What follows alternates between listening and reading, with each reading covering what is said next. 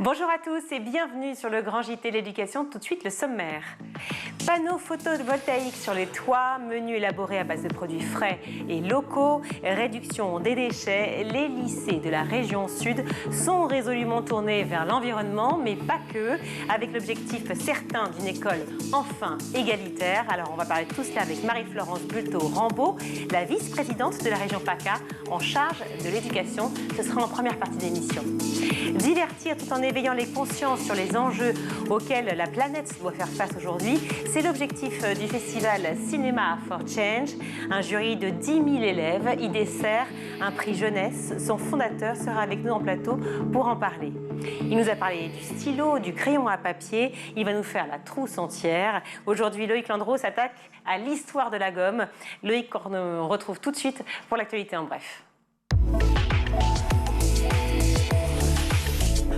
Bonjour Loïc. Bonjour Virginie, bonjour à tous. Un chiffre pour commencer ce journal, 35% des collèges et des lycées n'ont pas encore tous leurs professeurs. Et c'est ce qu'a dénoncé le principal syndicat de chefs d'établissement ce week-end. Il révèle également que 32% de ces collèges et lycées comptent à ce jour au moins une absence longue durée non remplacée et 35% d'entre eux ont au moins un poste non enseignant qui n'est pas pourvu. Alors de son côté, le gouvernement a affirmé vouloir atteindre 99% de taux de remplacement en 2023. Et pour y parvenir, eh bien, il souhaite recourir au travail en autonomie sous la surveillance d'un assistant d'éducation ou alors à des dispositifs de cours en ligne avec des professeurs à distance. Et ça ne convainc pas du tout le syndicat pour qui il s'agit d'une proposition totalement déconnectée de la vraie vie et du vrai fonctionnement des établissements. Oui, le gouvernement, décidément, sous le feu des critiques ce week-end. Dans une tribune publiée dans l'Obs, le collectif Sois prof et tais-toi dénonce un mépris des libertés syndicales. Il a recensé des dizaines d'exemples récents de ce qu'il considère comme des procédures abusives, des représentants syndicaux académiques traduits en justice pour avoir exercé leur mandat, certains enseignants suspendus jusqu'à 8 mois pour avoir fait valoir leur droit de grève, et au sein de l'administration de l'éducation nationale, certains salariés mutés sans procédure contradictoire mise en place, ni aucune justification sur une telle décision. Le collectif demande notamment à Pape Ndiaye la réintégration immédiate d'un enseignant syndiqué de Nanterre en région parisienne qui a été suspendu 1 mois sans qu'aucun motif ne lui ait été donné. Autre prise de parole dans les médias ce dimanche, Éric Zemmour était l'invité du grand rendez-vous CNews Europe 1 Les Échos. Il a notamment été interrogé sur sa vision de l'école et il a affirmé que certaines associations n'avaient pas leur place au sein des établissements. On l'écoute. Ben oui, d'interdire par exemple ce que j'avais proposé pendant la présidentielle, toutes ces associations LGBT de rentrer dans l'école. Ce n'est pas fait. Au contraire, on voit... Leur interdire de rentrer? Oui, mais elles n'ont rien à faire dans l'école. Pas plus que les associations antiracistes, pas plus que les associations de défense de migrants qui viennent vendre leurs bonnes paroles à des enfants. Ils font de la propagande. L'école doit être un sanctuaire du savoir, Sonia Mabrouk. Finir, Bruno Retailleau parle d'offensive islamiste à l'école. Écoutez. C'était sur le plateau du grand jury LCI RTL de Figaro. Ce dimanche également, le président du groupe Les Républicains a qualifié d'alarmante la recrudescence des atteintes à la laïcité constatées ces dernières semaines, notamment en termes vestimentaires. Il y a une nouvelle offensive islamiste à l'école. Non pas sous la forme du voile, puisque la loi 2004 est interdit, les signes ostentatoires, mais sous la forme de tenues, les abayas, les camis, etc. Et depuis des semaines, il nous dit « j'ai pas d'éléments chiffrés ». Il n'y a pas besoin d'éléments chiffrés. On a tout ce qu'il faut et la moindre intrusion, si j'ose dire, de cette idéologie islamiste à l'école doit nous suffire. Ce n'est pas une question de quantité, de nombre, de chiffres, c'est une question de principe. Je n'ai pas confiance, tout simplement parce qu'il est le représentant de ce que j'appelle le wokisme de salon. Voilà, Bruno Retailleau, sénateur de la Vendée, qui brigue la présidence des Républicains. Merci Loïc. Merci beaucoup. La vice-présidente de la région PACA en charge de l'éducation est avec nous. C'est tout de suite, c'est la question du jour.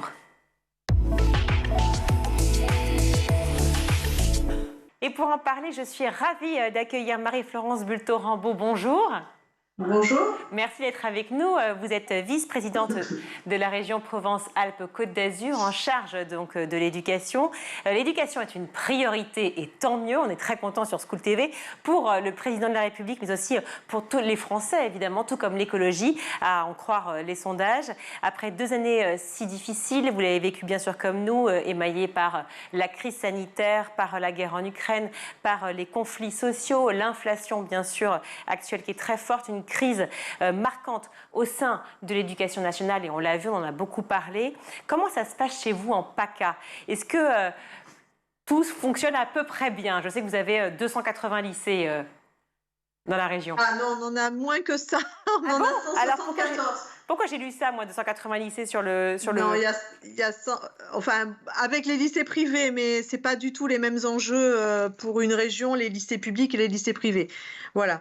Nous, ça se passe pas si mal, en fait, parce que on avait en quelque sorte un petit peu anticipé, sans le savoir, la crise sanitaire, hein, notamment en dotant nos lycéens de manuels numériques et de tablettes. Donc, ça se passe pas si mal chez nous. Les réformes se sont succédées dans l'éducation et pour autant, eh bien, les profs et personnels de l'éducation sont toujours au bord de la crise de nerfs. Un manque cruel de profs en cette rentrée avec l'engagement de 4000 contractuels. Je parle évidemment dans toute la France. Est-ce que vous avez réussi à échapper à cela, vous, de votre côté ? Alors, bon, vous savez que tout ce qui touche aux enseignants, c'est du ressort du rectorat, hein, donc nous, on n'a pas du tout la main là-dessus. Nous, on a fait en sorte d'avoir nos agents des lycées dans les lycées pour qu'ils fonctionnent correctement, et notamment les demi-pensions. Mais chez nous, le jour de la rentrée, il y avait un professeur dans chaque classe, donc c'était plutôt, ça c'est plutôt, voilà, on n'a vraiment pas à se plaindre. On n'avait pas à se plaindre. Après, c'est vrai qu'on voit qu'il recommence à y avoir à nouveau du Covid. Donc, forcément, il y a de l'absentéisme à la fois dans le personnel enseignant, mais également dans le personnel des services qui sont donc des personnels région. Même si vous ne le gérez pas, comme vous le dites, effectivement, c'est plutôt le rectorat, mais il vous a remonté les informations. Donc, un professeur devant chaque classe, ça a été le cas dès la rentrée de 2022. Pas eu de point particulier ennuyeux à relever. Vous accordez une place très importante à l'environnement dans votre projet pour l'éducation. C'est en parlant d'environnement justement que Renaud Muselier, le président de la région PACA, met en avant le projet éducatif de la région. Pour vous, c'est vraiment désormais la priorité à l'école, l'écologie ? Tout est priorité en matière d'éducation. Donc effectivement, nous, notre région est très engagée donc avec son, on va dire son ambition de la COP d'avance. Hein. Donc effectivement, on est engagé, on a lancé un appel à projet pour doter nos lycées de panneaux photovoltaïques, hein, de manière à ce que non seulement ils puissent s'autosuffire en matière d'énergie, mais également pouvoir produire pour d'autres entités de l'énergie. Donc l'énergie, forcément, c'est le sujet de la rentrée. Hein, on le voit dans tous les domaines, hein, entre la faculté de Strasbourg qui envisage de fermer cet hiver et les piscines municipales qui ferment aussi pour des questions de coûts. Voilà, nous, on va faire en sorte enfin, on va surtout tout faire pour ne pas en arriver là, pardon. Voilà, nous, l'énergie, les coûts, les dépenses d'énergie, jusqu'à présent, sur les 3 dernières années, c'était entre 15 et 16 millions d'euros. Là, nos dépenses projetées sur 2023, ça va être 100 millions d'euros. Voilà, donc effectivement, c'est notre priorité numéro 1, on va dire, faire en sorte de faire des petits gestes. On va lancer une campagne à la rentrée de la Toussaint, justement, conjointement avec le rectorat, donc en direction de toutes les personnes qui sont dans les lycées, hein, les agents de la région, les enseignants, les élèves. Voilà, de petits gestes pour faire en sorte que nos dépenses d'énergie se réduisent et n'explosent pas. Mais ça aussi, c'est les directives, hein, on va dire, du président de la République, voilà, qui lui a mis le curseur à 10%, donc on va essayer de faire mieux, forcément. Voilà. Après, en matière d'environnement, nous, on est très engagés aussi dans tout ce qui touche à l'alimentation et à l'alimentation de nos lycéens. C'est très important, hein, les circuits courts, faire en sorte qu'ils soient bien nourris, lutter contre le gaspillage alimentaire. le gaspillage alimentaire, ça, on a chiffré, on a une cinquantaine de lycées où on étudie justement les comportements alimentaires de nos lycéens. C'est un peu plus de 4 millions d'euros chaque année de nourriture jetée. Et ça, franchement, c'est intolérable. Comment vous gérez ce gaspillage alimentaire? Ça veut dire quoi? Il y a des récupérations, c'est du tri qui est fait en amont dans les établissements? Vous savez qu'on n'a pas le droit malheureusement de donner. Vous savez qu'il y a des règles sanitaires extrêmement strictes et de conservation et de respect de la chaîne du froid. Donc justement, on forme nos personnels et notamment nos chefs de cuisine justement à pouvoir dans la même journée, puisque ça c'est possible, donc notamment dans les endroits où il y a des internats et où les chefs de cuisine doivent resservir des repas le soir. Voilà, on fait en sorte qu'ils puissent servir, alors peut-être, ou resservir certains plats, ou les réutiliser sous une autre forme. Voilà, mais plus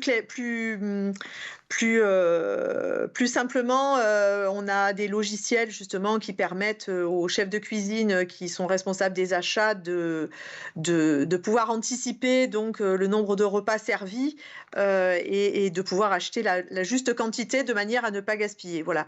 Et après, il y a toutes sortes de règles, de ne pas forcément charger trop les assiettes, parce que quand on remplit trop les assiettes, forcément, souvent elles ne sont pas finies, donc ça part à la poubelle. Voilà. Mais on est très très soucieux de ça. Voilà. Et nous vraiment, pour moi, la demi-pension, au-delà du côté environnement, écologie, c'est pour moi les enfants qui mangent en demi-pension en général sont moins des décrocheurs que les autres, parce que lorsqu'on est des fois un petit peu entre deux et pas forcément passionné par ce qu'on fait, ou peut-être dans une mauvaise formation, si on sort du lycée manger à l'extérieur, on a beaucoup de chances de ne pas y retourner après la pause méridienne. Par contre, si on mange dans l'établissement, en général, on y reste. Voilà, donc c'est très très important. Ne pas y retourner, c'est là que vous avez des lycéens qui sont décrocheurs là, de l'après-midi?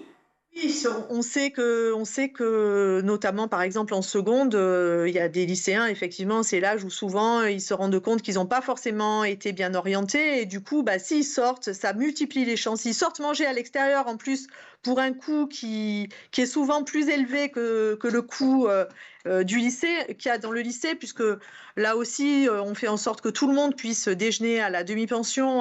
On met en place un fonds social, des tarifications particulières pour les boursiers, un fonds social qui est à la discrétion du proviseur, donc qui peut aider les familles en toute discrétion, sans discrimination. Voilà, donc... des inégalités sociales, est-ce que vous seriez favorable, vous, en tant que vice-présidente de la région PACA, justement en charge de l'éducation, à la cantine à 0 €, donc gratuite? Alors, la cantine à 0 €, c'est très... forcément, ça serait idéal, mais par contre, on sait et on voit en cette période particulière, cette rentrée de crise, que les denrées ont énormément augmenté. D'ailleurs, ça a été un véritable arbitrage pour nous d'essayer de laisser les tarifs à des niveaux stables, et de ne pas répercuter sur les familles déjà bien impactées par la crise le coût des denrées. Voilà, donc ça c'est un véritable effort pour la collectivité, de ne pas augmenter les tarifs, ça nous coûte plus d'1 million d'euros. Voilà, donc en fait on ne veut ni lésiner sur la qualité de ce qu'on sert, comme je vous l'ai dit, en privilégiant les circuits courts, en achetant des denrées au plus près de l'établissement. On a de beaux départements avec de belles productions, donc c'est vrai que pour nous c'est assez facile de pouvoir justement avoir des denrées de qualité, servir des denrées de qualité. Mais si on garde la qualité, c'est vraiment un choix et une décision politique lourde de sens de pouvoir faire une cantine à 0 €. Et d'ailleurs, je pense pas, enfin, je sais que mes collègues des autres régions sont dans la même réflexion que nous. C'est pas du tout à l'ordre du jour. Sachant que, comme je vous l'ai dit, les élèves qui ont des difficultés, alors les boursiers ont déjà un tarif préférentiel, et ceux qui ont encore plus de difficultés, le proviseur fait en sorte que, même si c'est pas 0 € le repas, que ça soit vraiment à un coût tout à fait supportable par la famille. Donc, on le sait pour les familles les plus modestes que ce fameux repas à la cantine est peut-être pour certains le seul repas de la journée. Donc j'imagine que vous privilégiez un maximum justement les produits frais effectivement en circuit court, mais aussi équilibrés en vitamines et ce dont a besoin l'enfant. Tout à fait. Nous avons 190 000 lycéens dans notre région, donc ça fait pas mal. Et franchement, je n'ai pas eu un seul retour d'aucun de nos 174 établissements nous faisant remonter le cas d'un élève qui n'aurait pas mangé pour question de moyens. Il y a toujours une solution, on ne refuse aucun enfant. Mais par contre, la gratuité... franchement, je ne pense pas qu'il y ait beaucoup de collectivités territoriales, que ce soit des villes, des départements ou des lycées qui optent surtout par les temps qui courent pour ce genre de dispositif. Alors si tout le monde a la chance de pouvoir manger effectivement à la cantine chez vous, cela veut donc dire que j'imagine que c'est une déduction qui est faite pour les familles les plus modestes, ou alors ça veut dire que c'est les familles qui ont les moyens, si je puis dire, de payer pour les autres. Comment ça se passe? Non, c'est pas du tout ça. Non, pas du tout. Justement. Non, les familles les plus... La région n'a ni compétence ni le moyen de connaître les revenus des parents des élèves. Ça, c'est uniquement les établissements qui ont, eux, l'accès aux différents logiciels de la CAF pour connaître le quotient familial, parce que c'est ça qui fait foi dans les lycées. Voilà. Donc nous, déjà, on avait fait un gros travail sur les tarifs, parce qu'on avait énormément de disparités. Je crois que c'est en 2019 qu'on a remis tous nos tarifs à plat de manière à ce qu'il y ait beaucoup plus d'égalité déjà entre les différents établissements et justement entre les différentes, entre guillemets, catégories d'élèves. Voilà, donc ce travail a été fait. Maintenant, il y a un tarif et il y a un tarif boursier et ensuite il y a une aide de l'établissement si c'est une famille qui malheureusement est très très très en difficulté. Voilà. Alors parlons justement des aides que vous mettez à profit pour tous ces étudiants, parce qu'il y a l'augmentation des fournitures scolaires, le prix des activités extrascolaires, l'accès à la culture qui est difficile aussi pour tous ces enfants qui peuvent aller au théâtre, au cinéma, etc. Ça coûte de l'argent. Vous proposez les aides justement jusqu'à 500 € par jeune tout au long de l'année, c'est pas rien du tout. Et notamment, j'ai vu un accès pour la santé aussi avec des consultations médicales gratuites, un accès aussi facilité à une mutuelle. C'est ça, il y a des bons justement sur le pass santé. Alors déjà, il y a le pass culture, l'e-pass culture, qui lui peut donner, il y a des tickets pour acheter des livres, pour aller à des spectacles, concerts, théâtre, cinéma, pour pouvoir acquérir ou la participation au règlement d'une licence sportive, par exemple. Et ensuite, il y a le pass santé où effectivement, il y a la possibilité de pouvoir consulter un psychologue, de pouvoir consulter un gynécologue pour les jeunes filles. Voilà, une aide pour la mutuelle également. Et je vous en ai pas parlé tout à l'heure, mais il y a aussi la possibilité de pouvoir acheter gratuitement, enfin de pouvoir avoir gratuitement, des protections périodiques. Et d'ailleurs, cette année, on a lancé le dispositif Les règles pour toutes. Donc, on a équipé tous les lycées volontaires, parce que pas forcément tous les lycées sont volontaires, bizarrement. Mais donc, on a équipé tous les lycées d'un distributeur de protection périodique, alors tampons et serviettes, d'excellente qualité, donc pour les jeunes filles qui sont en général placées dans les toilettes. Quel est l'argument donné par les lycées qui refusent justement ce dispositif ? Alors beaucoup ont peur que ça soit vandalisé ou que ça soit difficile à gérer pour eux. Bon, le dispositif est bien encadré, le calcul a été fait au plus juste de la quantité de protection qu'il faut pour chaque établissement, en fonction bien sûr du nombre de jeunes filles. Et puis c'est un prestataire extérieur qui vient sur demande remplir à nouveau le dispositif. Mais bizarrement, il y en a qui refusent, effectivement. Ou alors, il y en a qui n'ont pas de raison particulière, d'ailleurs, de refuser. Alors, renforcer l'égalité des chances, que vous mettez aussi beaucoup en avant dans la région PACA, cela passe aussi par le financement des manuels scolaires, qu'ils soient papier ou numériques. C'est là où ça devient très intéressant, justement. C'est que vous avez à la fois milité pour cela, pour que les manuels scolaires soient gratuits et pour qu'on puisse, en fonction des établissements qui le veulent, ce soit papier ou numérique. Racontez-nous. C'est ça, c'est ça. Alors, la gratuité, la gratuité des manuels scolaires, c'est clairement une politique volontariste, hein, qui est partagée par l'ensemble des régions. D'ailleurs, aucune n'est revenue sur ce dispositif. Donc, c'est quand même un coût pour la collectivité assez important. Et c'est vrai qu'en 2018, on a commencé à réfléchir sur effectivement la possibilité de pouvoir fournir ces manuels numériques, ce qui a un certain nombre d'avantages, hein, déjà, je pense, pour la planète, d'utiliser moins de papier, mais également, ce sont des manuels un peu différents des manuels papier, puisque c'est des manuels interactifs qui sont enrichis avec différents liens qui peuvent aller vers des vidéos, vers des... Voilà, donc c'est assez intéressant. On a beaucoup échangé à ce sujet avec les autres régions. Moi, à titre personnel, je suis allée dans pas mal de séminaires et de colloques à ce sujet parce que c'est vraiment, c'est pas une question politique, hein, c'est vraiment une question de point de vue. Donc, on a beaucoup hésité. On a fini par se dire qu'on allait y aller, mais bien évidemment sans forcer les établissements. Donc, on a demandé aux établissements via leur conseil d'administration donc de choisir les manuels numériques ou de rester au manuel papier, sachant que ceux qui restaient au manuel papier devaient rester sur ce dispositif papier pendant 5 ans. Après, on s'est dit, bon, là, on a parlé tout à l'heure. Pourquoi 5 ans? En général, c'est le temps que dure un programme, puisque quand on achète les livres, voilà, pour les avoir... je dirais. Y a-t-il un lien? On ne sait pas. Avec quoi? J'ai pas compris. Ah non. Non. Avec le mandat? Oui. Ça n'a pas de lien. L'autre, il dure 7 ans. Cette fois-ci, il dure 7 ans. Donc, non, pas du tout. Pas du tout. Non, c'est juste parce qu'en général, on voit que c'est le temps qu'ils mettent à vieillir et qu'en général, c'est l'usure, on va dire, classique. Hein. Ils peuvent resservir plusieurs années, mais au-delà de 5 ans, soit le programme change, soit ils sont en très mauvais état, ce à quoi il faut les renouveler. Il y a aussi beaucoup de pertes, hein, ce qui n'est pas du tout le cas, du coup, avec les manuels numériques. Donc, une fois qu'on s'est dit, bon, on va se lancer dans ce dispositif, est venue la question de se dire, ben, là, il y a peut-être certains élèves qui vont avoir des problèmes d'accès, qui n'auront pas de matériel numérique, pour lesquels ça va être compliqué.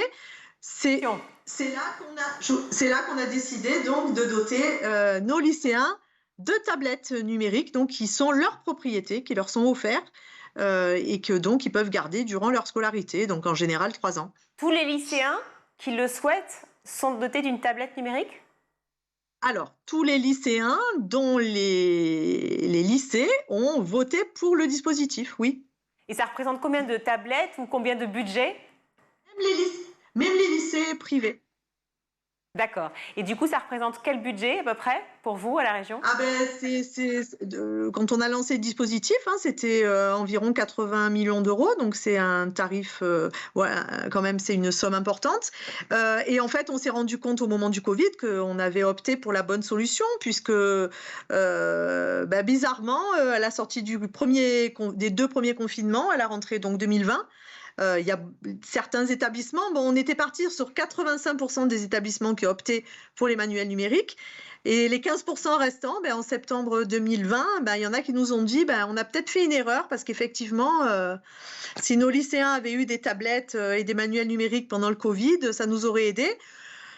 On a réfléchi, on a discuté entre nous et le Renaud Muselier a souhaité qu'on redonne une deuxième chance donc aux 15% de lycées qui n'avaient pas fait ce choix. Voilà, et donc on n'est plus qu'à, je crois, 5% de lycées qui ont encore les manuels papier, pardon. D'accord, mais qui dit manuel papier, en fait, Pardon ? Pardon, quand on est en manuel numérique, ça veut dire qu'on n'a plus du tout de papier en cours ou on a les deux? Alors, les lycéens professionnels ont encore les cahiers d'activité pour certaines matières, voilà. Mais pour table, voilà, les manuels numériques, on peut les consulter de sa tablette, mais également de 4 autres équipements. L'ordinateur de la maison, le portable, hein, parce que de toute façon, on le sait, ils sont greffés au portable, les jeunes. Voilà. Ils n'ont pas tous un portable, comme vous le savez, ils n'ont pas tous accès, ils n'ont pas tous un ordinateur ou un portable. En fait, il y a de grandes disparités au sein des lycées, notamment publics. Mais ils ont tous une tablette. Ils ont tous une tablette, alors grâce effectivement à la région, pour ceux qui l'ont choisi, c'est bien ça. C'est soit pour tous, soit rien du tout. On est bien d'accord, si j'ai bien compris le principe. Dans un lycée, voilà, c'est Ok. Alors, bien sûr avec l'accord de la communauté éducative. oui. Alors justement, puisque vous luttez pour ces inégalités-là, il y a aussi l'éducation inclusive, puisque 100% des lycées accessibles à tous les handicaps d'ici 2027. Est-ce que vous allez tenir vos promesses? C'est ce que j'ai lu dans le dossier de presse, en tout cas. On fera en sorte de le tenir, oui. On fera en sorte de le tenir. Après, l'accessibilité, ça se fait aussi à la faveur de rénovation ou de travaux ou de construction de nouveaux lycées. Donc, on s'y tiendra. On s'y tiendra parce que de toute manière, comme vous le savez, on est obligé de s'y tenir déjà. Et puis parce qu'il faut le faire, bien sûr. Qui dit inclusion dit aussi AVS, c'est-à-dire auxiliaire de vie scolaire. Il y a un grand manque d'AVS dans toute la France. Est-ce que la région PACA serait le seul lieu où vous ne manquez pas d'AVS? Vous m'entendez? Je vous ai pas du tout entendu. Alors, je réitère ma question, pardon. C'est un petit peu le problème d'être loin, mais en fait, c'est tellement sympathique de pouvoir discuter avec vous, justement, vous qui êtes dans le Sud. Je disais, qui dit inclusion, dit présence d'auxiliaires de vie scolaire, AVS, dans les établissements. Or, on fait face à un manque cruel d'AVS aujourd'hui dans toute la France. Est-ce que la région PACA serait la seule, justement, à pouvoir faire appel à des AVS pour tous ceux qui le souhaitent? Alors non, on n'est malheureusement pas une exception. J'aurais adoré qu'on le soit, mais c'est pas le cas. Non, bien évidemment, le statut des AVS, comme vous le savez, c'est un statut qui est assez précaire, hein, puisque ce ne sont pas des temps complets, qu'on ne travaille pas pendant les vacances. Donc effectivement, il y a d'autres métiers. Je sais que dans les autres régions, les collègues ont aussi des problèmes sur les chauffeurs de bus scolaires, hein, c'est pareil, c'est des métiers où on ne travaille pas à plein temps et donc du coup on ne travaille pas pendant les vacances pour les bus scolaires. Voilà, donc je pense qu'il faut vraiment faire une réflexion sur le statut, et la nature des missions confiées aux AVS de manière à ce que ils puissent avoir un temps complet, parce que je pense que je crois qu'ils sont payés 800 ou 900 euros par mois. On sait, vous et moi, qu'il est quand même très difficile de vivre avec une somme pareille. Voilà, donc collectivement, on fait en sorte de réfléchir à ça et je pense que c'est la seule manière de pouvoir arriver à recruter. La réflexion a déjà commencé, j'imagine. Oui, bien sûr. Donc en fait, le plan justement que d'ici 2027 pour 100% des lycées qui soient accessibles à tous les handicaps justement, 2027 c'est demain. Donc est-ce que ce problème d'AVS sera résolu?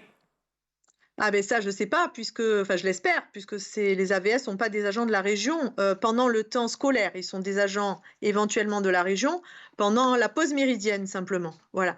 Donc ça, c'est le rectorat qui les embauche, qui les recrute et qui les paie. Voilà. Mais je veux dire, le rectorat, enfin, moi, j'ai beaucoup de chance dans ma région d'avoir d'excellents rapports et un excellent travail partenarial avec le rectorat, et je sais que le rectorat travaille intensément là-dessus pour faire en sorte que nos lycéens ne soient pas déscolarisés pour ce type de raison, ce qui est le cas malheureusement, je dis pas souvent, mais ce qui est le cas.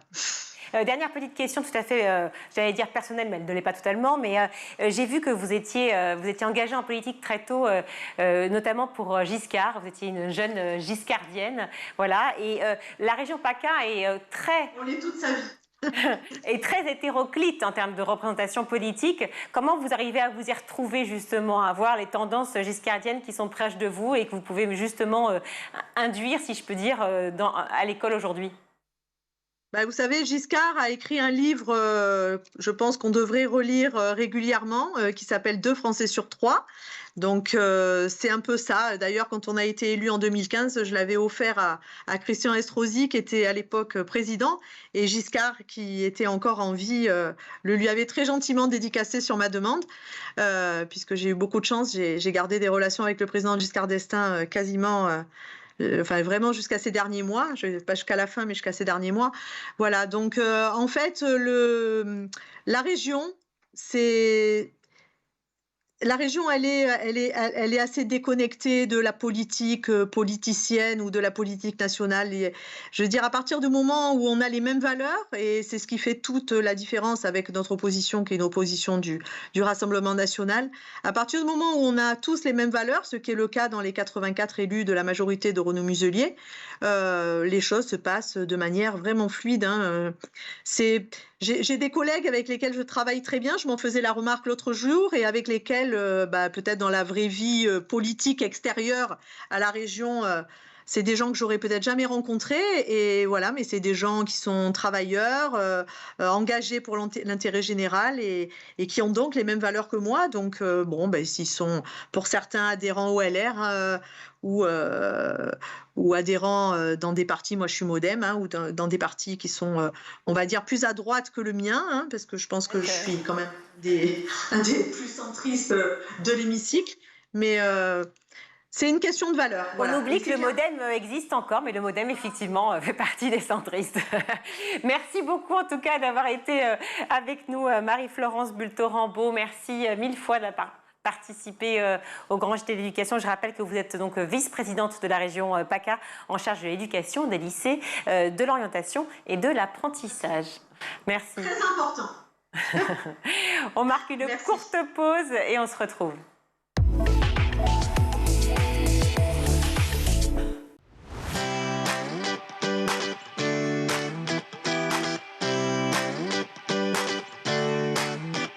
Chaque jour dans La Quotidienne, je reçois un invité pour parler d'éducation sans langue de bois. La Quotidienne, c'est l'émission qui partage avec vous des clés de compréhension et des pistes d'action. Tout cela avec une formidable équipe de chroniqueuses qui vous parlent nutrition, pédagogie, littérature jeunesse. L'école, c'est la vie et c'est aussi l'avenir de vos enfants. Initiative locale, orientation, école à l'étranger. Je vous donne rendez-vous tous les jours dans le MAG sur School TV pour aborder une thématique forte de l'éducation en plateau, des profs, des parents, des élèves et des élus. Vous avez la parole tous les jours dans le MAG sur School TV. Le numérique ouvre le monde des possibles. On se retrouve tous les jours dans l'école du futur pour s'inspirer, pour décrypter la tech, le numérique, l'histoire, l'art ou encore les sciences, toutes ces matières qui nous permettent de mieux comprendre le monde de demain. Tous les jours, je vous retrouve dans le Grand JT de l'Éducation pour débriefer ensemble l'actualité de la journée et se questionner sur l'avenir de nos enfants à l'école. En compagnie de chroniqueurs et d'invités, nous tenterons de répondre à une question d'actualité qui concerne l'éducation. Nous vous donnons chaque jour la parole dans le Grand JT de l'Éducation. Toutes les semaines, on se retrouve dans Souvenirs d'écolier. Je vous propose un tête-à-tête avec une personnalité. Elle viendra se confier sur son enfance, elle nous racontera des anecdotes de sa scolarité, et puis elle nous livrera sa vision de l'école d'hier et d'aujourd'hui.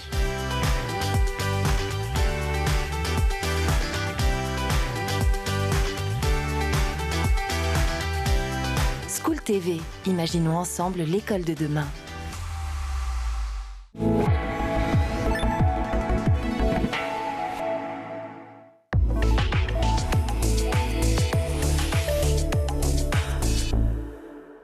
De retour dans le Grand JT, je suis ravie d'accueillir Marc Oberon. Bonjour. Bonjour. Merci d'être avec nous. Vous êtes le fondateur du festival Cinema for Change. Ça veut tout dire. 11e édition, un festival engagé justement sur l'environnement. Et tant mieux, car c'est vraiment le sujet principal des conversations aujourd'hui, sujet qui est ressorti en permanence à la présidentielle. Alors là... 11e édition, je disais, l'occasion de mobiliser une nouvelle fois la nouvelle génération avec un prix jeunesse, car il y a 3 catégories. Dites-moi si je me trompe. Prix enfant pour les 8-12 ans, prix des collégiens et des lycéens pour les 13-17 et prix étudiants. Et ça représente en tout 10 000 élèves. C'est pas rien, dites donc. Ouais, c'est pas rien. C'est même plus de 10 000 élèves. Et j'espère que cette année, on va faire encore plus. On est présent dans une dizaine de pays aujourd'hui. Alors, ce qui fait dizaines de pays, ah oui, quand même. Ouais. Ce qui fait la force de ce festival, donc je disais, c'est les enfants et ces enfants qui jugent, c'est ça? Exactement. J'aborde juste un élément de complément parce qu'en fait, les thématiques du festival, c'est une campagne des Nations Unies qui s'appelle les Objectifs de développement durable. C'est un peu long. Mais justement, on va en parler juste après. Parce qu'effectivement, ne vous hâtez pas, cher ami. Non, je ne me hâte pas parce qu'on parlait climat. Je voulais juste dire, effectivement, ce n'est pas que le climat. c'est aussi plein de sujets. Voilà, c'est tous les sujets de société qui nous concernent aujourd'hui, dans lesquels voilà, on est tous très concernés et dans lesquels on propose une grande diversité de sujets aux enfants. Alors parlons-en. Dont le climat. Alors, donc il y a le climat, il y a quoi d'autre comme sujet? Racontez-nous. On a l'accès à l'eau. Enfin, il y en a 17. Donc vous allez avoir effectivement donc l'environnement, effectivement climat, biodiversité. Après, on a la santé, le bien-être. En fait, je vous donne là les thèmes dont on reçoit le plus de films qu'on va partager avec les enfants. Égalité femmes-hommes. Alors cette année, on en a reçu une très grande quantité par rapport aux années. C'est pas très étonnant en fait. Hein. Non, c'est pas étonnant, mais on reçoit des courts-métrages du monde entier. Donc on en reçoit à peu près 400 d'une quarantaine de pays chaque année. Oui. Et ce sujet est un sujet très présent. Et donc pour nous, c'est hyper important que dans chaque catégorie, on puisse aborder par exemple le sujet de l'égalité femmes-hommes. Pour nous, c'est hyper important. Ben oui, on le voit dans beaucoup de conflits partout, et notamment en Iran, on en parle tous les jours. C'est un vrai point. Dramatique. Et en France aussi, mais d'une autre manière. Mais c'est vrai que ce sujet fait parler, et tant mieux. Alors, je le disais, ce sont les jeunes qui jugent. Donc, exactement. Racontez-nous, parce que ça, je trouve ça absolument fantastique, justement, d'avoir cette capacité-là. Mais justement, comment est-ce qu'il y a une formation pour ça? Comment apprennent-ils à juger? Parce que c'est pas évident de se dire, bon, on peut dire, quand on a 13 ans, j'aime pas. Ouais. Mais au-delà? Alors non, il n'y a aucune formation. L'origine de tout ça, c'est moi qui ai fait ça dans la classe d'un de mes garçons, qui maintenant a 19, mais à l'époque, il devait avoir 12, 13, un truc comme ça. Dans quel établissement? À Neuilly-sur-Seine. Et il était, je ne veux pas dire de bêtises. beaucoup d'enfants, Marc. Non, j'en ai juste 2. Mais non, c'était aux huissiers. Exactement, c'était aux huissiers. Parce qu'en fait, j'étais en train de penser là où il était après, mais non, on a commencé aux huissiers. Exactement. Et grâce à la directrice qui avait été super, qui avait adoré l'idée. Et moi, je voulais tester le truc, en fait. Et donc, l'idée, c'était de leur montrer des courts-métrages qui illustraient un thème. Alors, on peut être très technique, mais in fine, pour eux, on va venir avec des sujets extrêmement basiques sur, effectivement, alors on va parler du climat, on va parler de l'égalité des sexes, on va parler de l'accès à l'eau ou de la qualité de l'air. Ils vont regarder ces courts-métrages. Quand ils ont regardé ces courts-métrages, on va leur demander de voter avec 2 notions. Une, on fonctionne avec le cœur. C'est le coup de cœur. D'abord, celui que je préfère. Et puis ensuite, on met une 2e note sur la compréhension du message. Est-ce que j'ai compris ce que voulait me dire le réalisateur? Et là, on leur dit, et pour moi, c'était hyper important, et on continue à faire ce travail, de bien leur dire que ce coup-ci, c'est eux, entre guillemets, les profs, c'est eux qui jugent. Ils ne sont pas jugés, c'est à eux de juger, et on leur fait confiance. Donc surtout qu'ils ne trichent pas avec nous. S'ils n'ont pas compris, ils n'ont pas compris, c'est pas grave. Mais ça veut dire que le message est mal passé. Je serais forcément tentée de dire, il manque un petit 3e point, à la limite, mais ça c'est mon esprit critique, forcément, qui ressort. On va peut-être le rajouter. Ce serait de dire, ok, alors, petit 1, coup de cœur ou pas, petit 2, est-ce que j'ai compris le message, et petit 3, est-ce que je suis d'accord ou pas? Est-ce que je suis en contestation ou pas? Non? Ok, on pourrait. Alors on a un comité, on vient de créer cette année un comité de visionnage. Je leur en parlerai la semaine prochaine, et je vais rajouter cette notion. C'est vrai, on peut.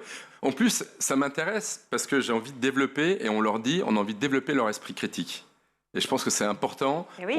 Quand on leur donne la parole, on leur dit, on vous donne la parole, vous allez voter, parce que vous êtes des citoyens, on a confiance en vous. Je pense que nos enfants ont tous vécu une période très compliquée ces 2 dernières années, et je pense que plus que jamais, que ce soit les enfants, les grands, même s'ils sont très grands, ils ne sont pas si grands que ça, ils ont besoin de voir qu'on a confiance en eux. Donc dès qu'ils ont voté, on met ça de côté, et on rentre dans ce qu'on appelle, nous, le rendez-vous citoyen.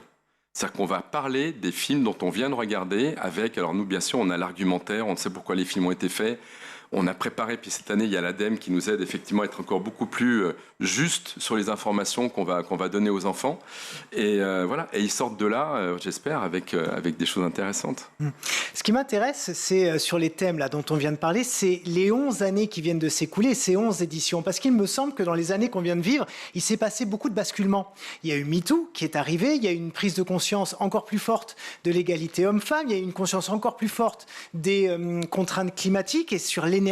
Il s'est passé des choses très importantes dans les 11 années. Comment vous avez vu évoluer le message des courts-métrages? Est-ce que c'est finalement un peu le même en filigrane, avec peut-être plus de force aujourd'hui, peut-être plus de révolte qu'aujourd'hui, ou est-ce qu'au contraire, vous avez vu quelque chose d'un peu tiède et puis maintenant une effusion? Alors, il y a 2 choses. La première, quand on a lancé ça, c'était une campagne, on était encore sur la campagne que Kofi Annan a lancée, qui a été secrétaire général des Nations Unies, et qui avait lancé sa toute première campagne qui embarquait 191 gouvernements à investir, à être acteurs sur 8 thèmes. Et les 8 thèmes, ça concernait que les pays en voie de développement. Donc on était que sur des sujets où la vie des gens elle peut être en danger d'un jour à l'autre. Donc accès à l'eau, éducation, enfin on était sur des trucs très sérieux où on était un peu moins concernés. Et puis 2016 arrive, 2016-2030, ils repartent sur une deuxième couche et là ils créent 17 thématiques parce qu'on se rend compte que les pays en voie de développement ne sont pas tous en pays de voie de développement aujourd'hui et que nous on est concernés par la proximité de la pauvreté, par l'accès à l'eau. Voilà, on est nous aussi, et puis par le climat, l'environnement, on est aussi effectivement concernés par ces sujets. Donc on a eu un éclatement des thématiques, on est passé de 8 à 17, donc ça c'était la première chose. Et après... Sur le contenu des courts-métrages, est-ce que vous avez Par exemple, l'égalité femmes-hommes, est-ce qu'en 10 ans, 11 ans, vous avez vu une évolution, par exemple, notamment sur la théorie du genre? Oui, bien sûr, là, on reçoit de plus en plus de films LGBT, hein, ça c'est sûr. Et puis c'est vrai que, par contre, le court-métrage, il y a un truc intéressant, c'est que ça colle à l'actualité. Le court-métrage, 100%, j'ai toujours dit 90%, mais c'est faux, 100% des courts-métrages qu'on a, sont tirés d'une histoire vraie ou d'un. Ils sont souvent engagés, non? Oui, engagés, mais même on a des trucs drôles, mais c'est souvent. Faut être engagé, être drôle, vous savez. Mais j'espère. Beaucoup d'humoristes le sont. Et nous, j'espère qu'on est extrêmement divertissant avec eux, parce que je pense que plus on l'est, moins c'est ennuyeux et plus les discussions sont importantes. Par contre, ce qui est vraiment intéressant, et là où il y a une vraie évolution, et donc je rebondis sur ce que vous dites, c'est sur la prise de parole. Alors d'abord, les enfants, lycéens, collégiens, étudiants, il n'y a pas de filtre. Hein. Donc quand ils voient un film, ils ont un truc à dire, ils le disent tout de suite. Et ça, donc vous avez vraiment vous récupérer. Et là, il y a une vraie évolution sur les 10 dernières années, où on voit effectivement que sur certains sujets, alors égalité homme-femme entre autres, mais le climat, ils ont aussi une connaissance. Il y a 10 ans, quand je parlais du 7e continent, personne ne le connaissait. Là, alors, j'en reviens justement à ma première question, parce qu'on se disait, comment ont-ils la capacité de pouvoir juger? Mais peut-être que ce sont eux, finalement, qui aident nous, notre génération et les plus vieux, à pouvoir comprendre, justement, l'évolution et l'importance du défi climatique, en l'occurrence. Oui. Et en fait, c'est leur spontanéité. Je dirais même, c'est leur bon sens. Ils vont vous dire des choses que j'aurais adoré écrire, penser. À leur âge, ils viennent sur des choses, mais ils vont à l'essentiel en fait. Voilà. Nous, on a été, naturellement, j'en sais rien, mais on est déformés par notre vie après où on rentre dans la société. Eux, ils n'ont pas cette déformation. Donc ils viennent, et ils vous disent tout de suite des trucs, et c'est des choses qui sont marquantes. Et puis même, parfois, il y en a qui ne comprennent pas un film sur l'égalité homme-femme. Il y a tout de suite des filles qui disent, alors moi, je veux bien t'expliquer, s'il te plaît. Voilà. Et, non, mais oui, mais bien sûr. Mais bien sûr, c'est aussi un pas vers l'engagement citoyen aussi. Mais complètement. Et puis, c'est leur montrer que quand ils votent, je le redis, ils ont une grande valeur pour nous. Il faut qu'on leur montre qu'ils sont importants pour nous et et qu'on compte sur eux, qu'ils peuvent compter, enfin j'espère qu'ils vont pouvoir compter sur nous, mais qu'ils ont une place importante à jouer. Donc voilà, c'est cette aventure des prix jeunesse qui fait maintenant plus de 10 000 élèves. Je me mets à la place des jeunes qui nous regardent peut-être et qui se disent « mais moi j'ai vraiment envie d'envoyer un court-métrage ». Est-ce qu'il y a une exigence d'esthétique ou est-ce que vous prenez un peu tous les courts-métrages, même ceux qui sont mal montés, mal éclairés, mal joués, ou est-ce que quand même vous souhaitez qu'il y ait un petit peu de niveau quoi? Non, alors oui, bien sûr, je suis producteur à la base, donc on le sera toujours, mais en même temps, je pense qu'à répétition, on a été chopé par l'émotion de certains films. On reçoit des films qui viennent du Sud avec un bon accent local et du coup c'est vrai que ça peut casser l'ambiance et puis en même temps voilà il se passe quelque chose donc non, tout le monde est le bienvenu, faut pas que ça dépasse 20 minutes. Alors cette année on a reçu une quantité c'est des courts-métrages quand même non, généralement je préfère entre 5 et 10 minutes, entre 5 et 10. Là cette année je sais pas qu'ils ont tous eu on a reçu plein de films de 20 minutes, c'était un peu long. Bon, pour en revenir sur l'accent, vous savez que l'accent parisien aussi peut être très mal perçu par d'autres sachez-le quand même. Oui, mais c'est mignon de côté. Voilà. Donc oui, c'est vrai. Juste par rapport justement à cette qualité de film et à ce que vous percevez, une fois que les prix sont remis, donc ces fameuses 3 catégories, que se passe-t-il de ces films? Qu'est-ce qu'on en fait? Alors nous, on n'en fait pas grand-chose parce que le principe, c'est... nous, ça commence... c'est une longue aventure parce que nous, le festival, il a lieu du 11 au 15 avril. Donc ça se passe sur 5-6 jours. Les prix jeunesse, on va dire que c'est une bulle à part. C'est en ce moment, on est en train de finir la sélection. On a un comité de visionnage de 15 personnes externes qui vont visionner la dernière sélection que l'on a et qui vont choisir les courts-métrages qui vont être visionnés par les différents élèves. Qui sont-ils? Ce sont des gens du cinéma? Alors, il y a un peu de tout. Il y a le ministère de la Transition écologique, il y a Canal+, il y a des associations, il y a des individus, il y a des membres de l'association. Donc peut-être dénicher des petites perles aussi, ceux qui pourront faire carrière après, des futurs monteurs, réalisateurs, comédiens. Oui, voilà, non, on a pourquoi pas. Après, c'est vrai qu'on n'a pas envie de donner les noms pour pas effectivement activer les choses, mais non, c'est en tout cas l'idée, c'est que cette année, c'est la première année qu'on lâche la direction du choix des films. Pour nous, toute l'équipe, ça fait un peu bizarre parce que du coup, on perd un peu notre bébé. Et en même temps, c'est très bien que des gens viennent nous dire, voilà, moi, je mettrais plutôt ça. Donc bref, la semaine prochaine, on fait la sélection. Et à partir de fin octobre, enfin même pas, parce que moi, je pars à Sciences Po Menton. C'est la toute première projection qu'on fait. C'est parti pour fin octobre, novembre, décembre, janvier, février. Voilà, presque 5 mois. C'est en tournée. Et ça s'est développé, mais ça va tourner et puis ça va vivre et on va récupérer tout ça. Mais on a 6 pays en Afrique, enfin déjà 5 qui sont confirmés en Afrique francophone. Et l'histoire est marrante parce que je disais tout à l'heure, j'ai commencé avec un de mes enfants, mais je l'ai testé. Puis quelqu'un m'a dit, tiens, ton truc, il est pas mal. Je peux le faire avec ma classe.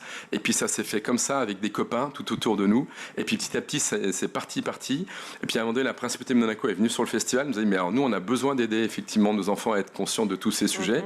Venez chez nous. Et puis si vous voulez, on peut oui, en plus, ils sont très engagés en Afrique pour permettre aux jeunes filles et sur l'environnement. Exactement. Mais aussi, ils donnent vraiment pour que les jeunes filles aient accès à l'éducation en Afrique. Ils sont très présents. Et donc, ils nous ont dit, nous, on peut t'ouvrir, si tu veux, l'Afrique francophone, parce qu'on a un réseau. Du coup, on a plus de la moitié de nos élèves aujourd'hui qui sont en Afrique. Donc, Burundi, Burkina Faso, Madagascar, Mali et Tunisie pour l'instant. Voilà, déjà confirmé. Formidable. Mais oui. Vous revenez en avril nous en parler. Mais avec plaisir. Le jour de ce festival. Alors, redites-moi les dates, je ne les ai pas notées. C'est du 11 au 15 avril 2023 au Grand Rex. Génial. Voilà, ce sera au Grand Rex. Voilà. Parfait. J'y serai. Vous y serez ou pas? Ah bah oui, moi je. Allez, on y va ensemble. Je compte sur vous. Nous, on s'invite. Comme ça. Est-ce qu'il y a un cocktail? Il y aura. Moi, je ne vais pas partir là. Moi, je suis journaliste, monsieur. Je ne vais pas partir là.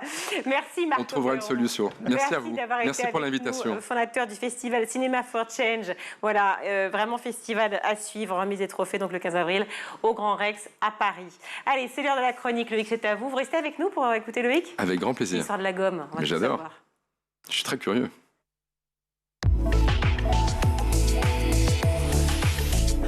Loïc, la semaine dernière, on a découvert l'histoire passionnante du crayon à papier. Donc, logiquement, vous ne devriez pas vous ennuyer du tout. Là, on parle de gomme. Et vous avez vu, il y a une logique incroyable dans cette chronique. Le mec c'est une dinguerie.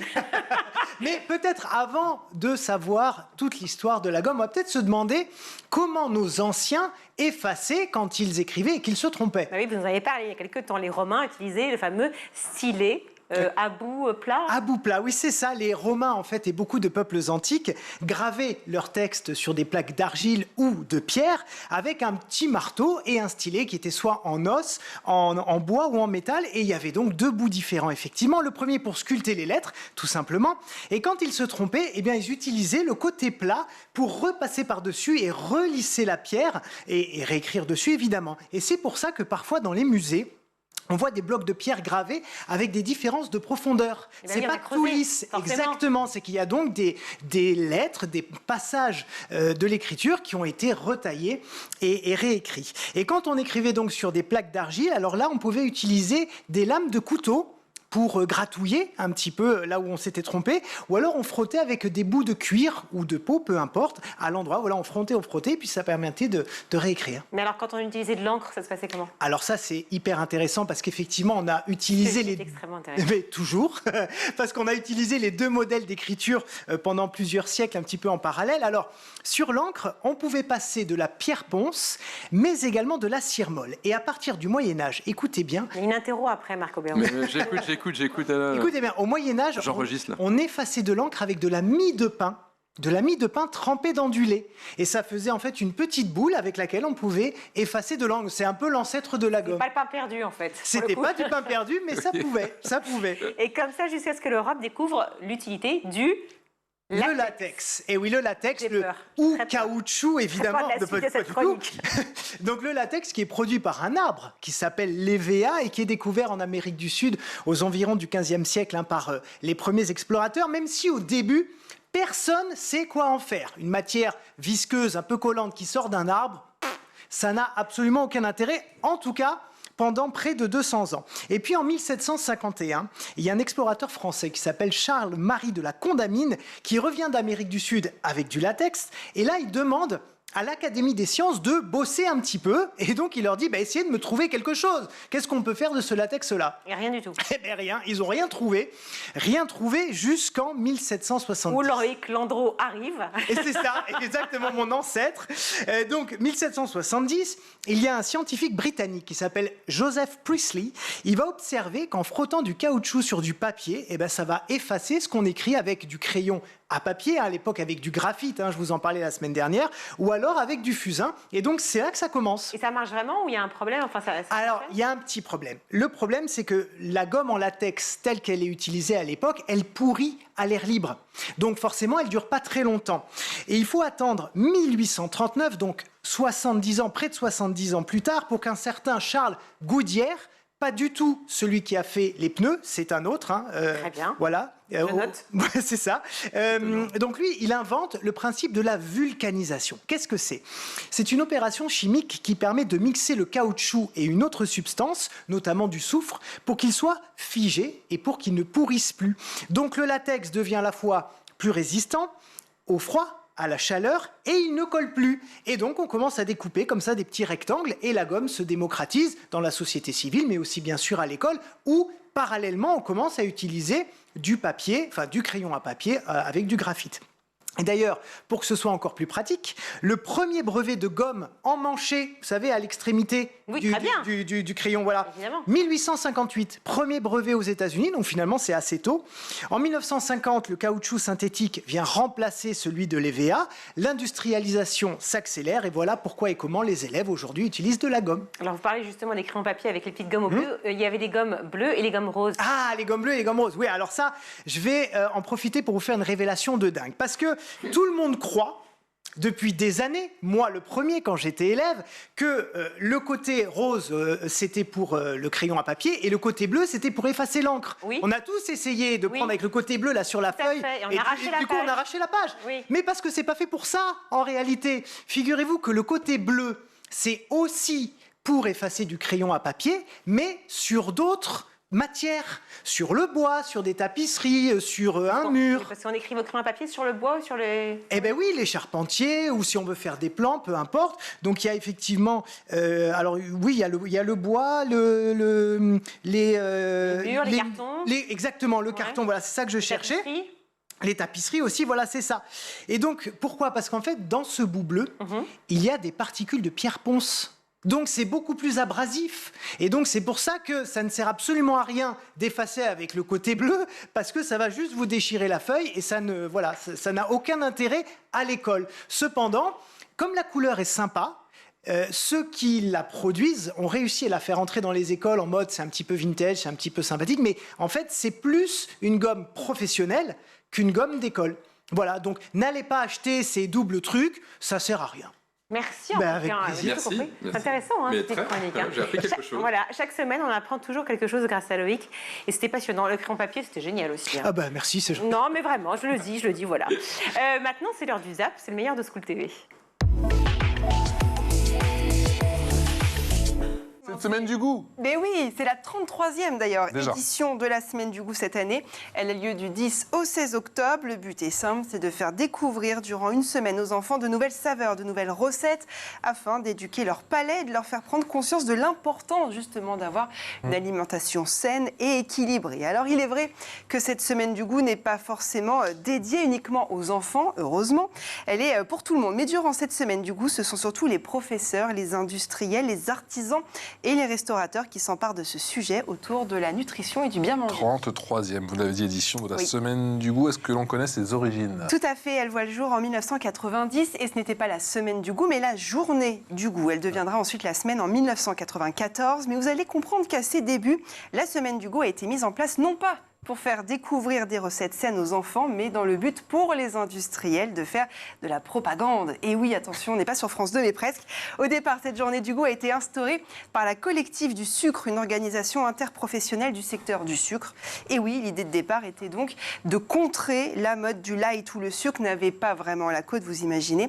Et donc, pour contrer tout ça, les industriels ont mis en place cette journée du goût pour vanter les mérites du sucre auprès des enfants et évidemment de leurs parents. Dans les années 90, des guides et des dépliants ont été distribués dans les écoles afin d'encourager la consommation du sucre. Aujourd'hui, heureusement, ça a changé. Ça a changé. Et cette semaine du goût, en quoi elle est importante aujourd'hui? Je le disais, c'est vrai, c'est pour faire découvrir aux enfants de nouvelles saveurs encore inconnues jusque-là. Dès leur naissance, les enfants sont attirés par la douceur du sucre et donc passer au salé, c'est vrai que c'est une étape plutôt importante.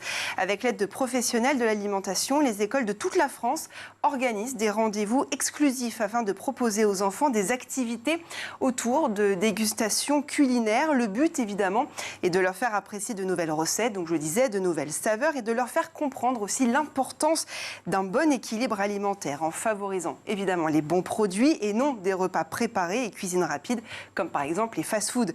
Et pour cela, de nombreuses activités autour de ces thématiques sont organisées partout en France. Une super édition, un super parrain.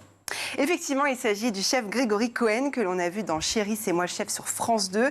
Il est également chroniqueur culinaire sur France Inter, vous le voyez à l'écran. Il interviendra en classe avec des leçons de goût toute la semaine du goût. Il animera aussi un chef sur le campus en live sur la chaîne Twitch de Marmiton. Ce sera le 12 octobre. C'est pour nous essentiel d'éduquer les enfants à mieux manger.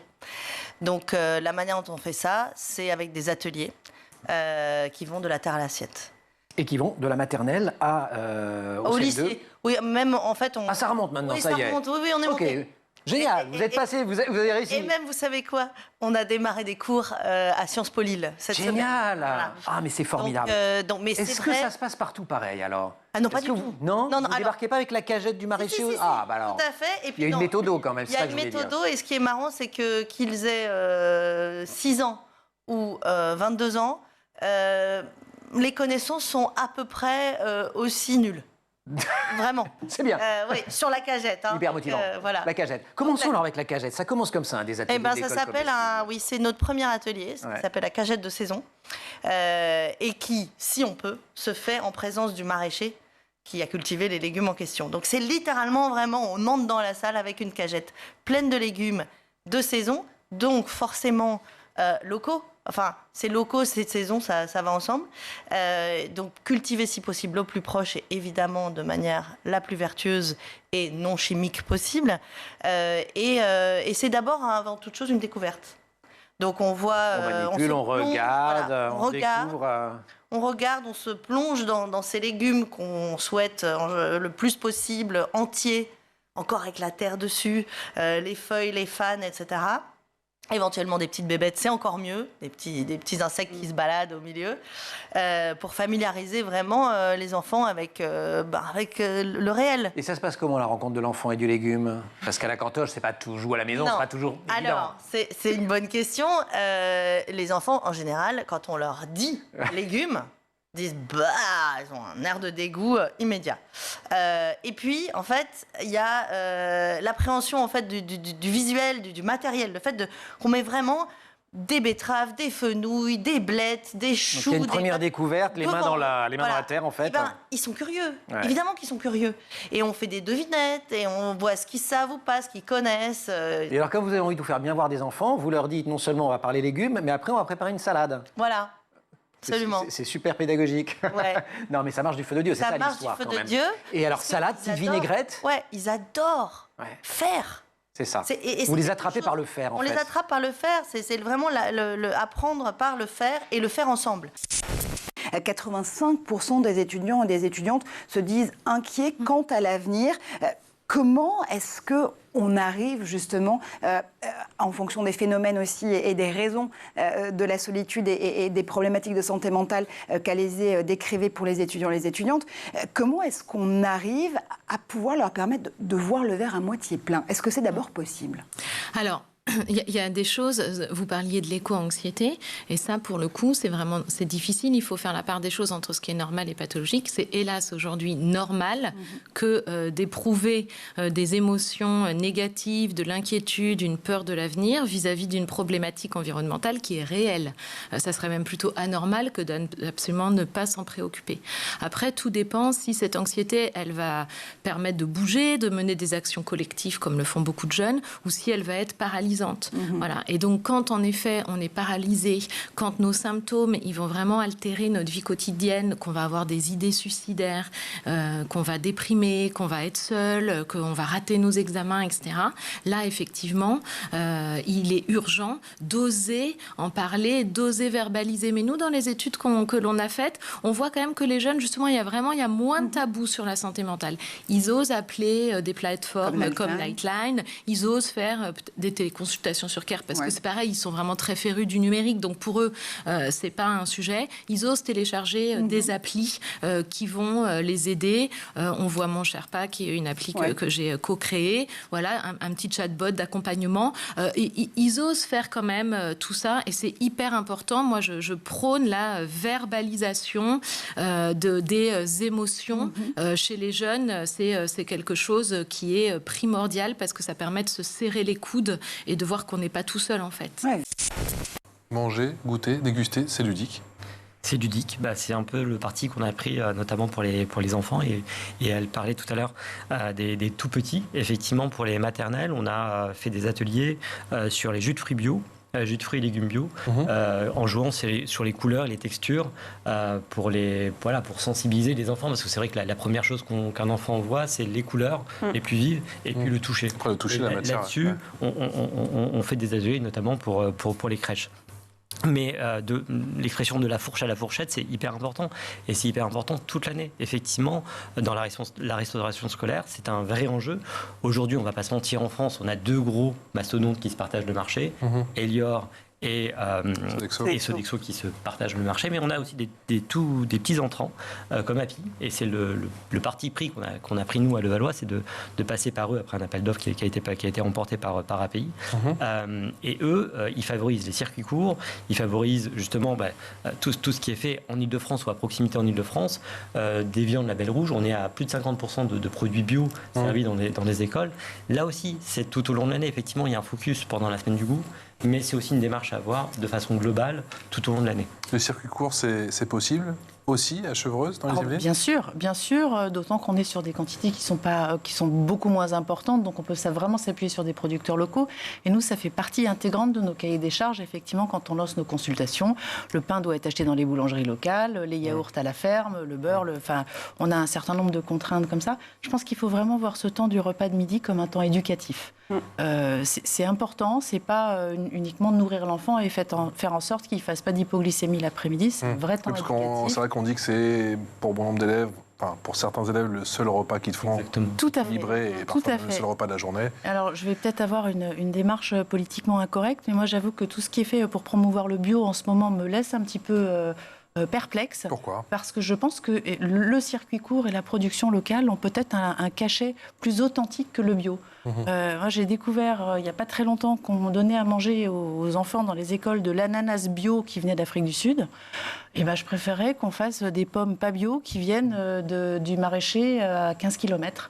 Alors, la loi Egalim et les contraintes en matière d'alimentation ont été renforcées avec un niveau d'exigence et de qualité remonté. Mais j'ai l'impression qu'on n'est pas forcément dans des objectifs qui se rapprochent de ce qu'on attend dans nos restaurants scolaires, en tout cas en Ile-de-France. Moi, je vous avoue que l'ananas bio d'Afrique du Sud, peut-être une fois dans l'année, c'est pas mal, mais que celui-ci ait plus sa place que les pommes pas bio du verger, mais pour autant, dont on les a vus pousser dans l'arbre du verger à côté. Voilà, je suis et un peu troué de la Chevreuse, bien évidemment. Voilà, exactement. Est-ce que vous aimez le citron ? Ah, moi j'adore. Moi j'adore. Voilà. Ingrédient fondamental. Ouais. Ah, pour la salade alors. Oui, la salade, mais tout autre mets aussi. C'est très Il y a plein de races de citron. Et puis alors le citron confit. Ah oui, d'accord, je vois que le zeste. il y a un Ah, gros il y a le dos de zeste, jus, là. évidemment. Ah oui, d'accord. Ah Non, oui. on est citronistes. En tout cas, On est citronistes tous les deux. Je vois ça. Mais en tout cas, pour un enfant qui goûterait pour la première fois Oui, ça peut être déroutant, je veux bien le croire. C'est un peu acide. Et bien tout de suite, première petite compile de Je suis un bébé. Et c'est la toute première fois que je goûte du citron. Regardez. Ah là là là là. Je connais.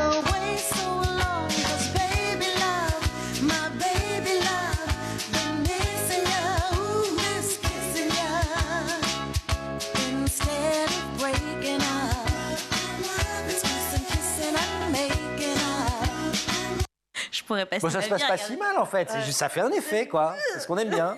Ouais, je pense que oui, c'est pas désagréable. Ouais. C'est une sensation. C'est déroutant. Voilà, c'est déroutant. On a des gamins qui font ça et aussi. Vous faites avec, très bien le bébé qui découvre le citron, Camille. Ouais, c'est ça. Mais la moutarde, parfois, j'ai vu des petites filles se faire un trip sur la moutarde dans notre atelier goût primaire. On leur fait goûter tout ça. Et oui, et c'est ça pique. Oui, c'est ça. Des trucs comme ça. Mais elles adorent. Ça pique, mais j'en reprends. Ah oui, on y revient. Eh ben ouais. Donc ça, c'était le citron, l'acidité. Mais les vidéos d'enfants qui fonctionnent le mieux sur les réseaux sociaux, évidemment, c'est tout ce qui va concerner les bonbons. Ah, le sucre. Et vous allez voir qu'on peut aller loin, très très loin, juste pour un bonbon. C'est pas vrai. Donc tu me donnes ton oreille, je te croque ton oreille, je te mange ton oreille et t'as un carambar. Ouais. Donc t'es prêt à tout pour un bonbon. Ouais. Non, moi je veux ton pied. Non, pas mon pied. Le petit pied alors. Quoi? Le petit doigt. Pied. Ah non, c'est que le doigt, c'est tous les doigts de pied, c'est le pied. Le gros pied. Le gros pied. Le gros pied, c'est un gros. Hein? Le gros pied. Mais c'est pas assez pour mon ventre, moi il me faut tout le pied, il faut que je mange tout le pied. Alors non, tout le pied alors. Alors tu me donnes tout le pied, contre un bonbon carambar. Oui.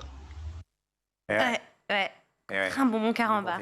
Extraordinaire. Bon, c'est le sucre. Hein. C'est trop bon les bonbons quand même. Alors vous n'en abusez pas. Si Sandra Ferreira, notre diététicienne et nutritionniste, était en plateau, je pense qu'elle fait. Elle ne fait pas forcément les gros yeux d'ailleurs, parce qu'elle ne dit pas qu'il faut arrêter de manger du sucre. Voilà. Elle dit qu'il faut équilibrer les choses. Voilà. Les légumes, c'est super. On n'abuse pas et on garde son pied. On garde son pied. Voilà pour le ZAP, c'est la fin de ce grand JT. On a été ravis de vous accueillir, Marco Béron. Mais merci de m'avoir accueilli. Très bonne 11e édition de ce festival. 12e, cinéma. 12e, pardon. Oui, c'est vrai que ça s'est fait 11 fois, donc forcément ça fait 12 maintenant. En tout cas, en avril, c'est ça avril prochain, 25 avril. Du 11 au 15 avril. 11 au 15, je vais y arriver. 11 au 15 avril 2023, au Grand Rex à Paris. Cinéma for Change. J'espère que je le dis bien, festival engagé sur plein de sujets passionnants et surtout qui mobilise la jeunesse. Donc c'est absolument génial. Merci à toute l'équipe aujourd'hui. Merci à vous, cher Loïc. Merci. Prochaine chronique, on apprendra quoi donc du coup? Le compas. Le compas. Et oui, le compas. Ça sert à tracer des cercles pour faire des petits bonhommes. Oui, d'accord, mais ça vient d'où? Alors je pense qu'on va surtout parler des navigateurs. Et ça va être génial. J'ai hâte. Merci. On se retrouve évidemment demain, même heure, sur schooltv.com ou alors canal 247. C'est bien 247. 247 de la Freebox. J'ai eu un trou de mémoire tout d'un coup. Merci à toute l'équipe. Théo Boscar à la réalisation, Thibaut Goury-Lafont au son, Taïssa Yad au make-up, Emma Guessel, la Guette de la Noire à la rédac. Je le redis, donc avec nous Marco Béron pour le festival Cinéma for Change. Merci à toute l'équipe de School et une très belle soirée. Merci à vous.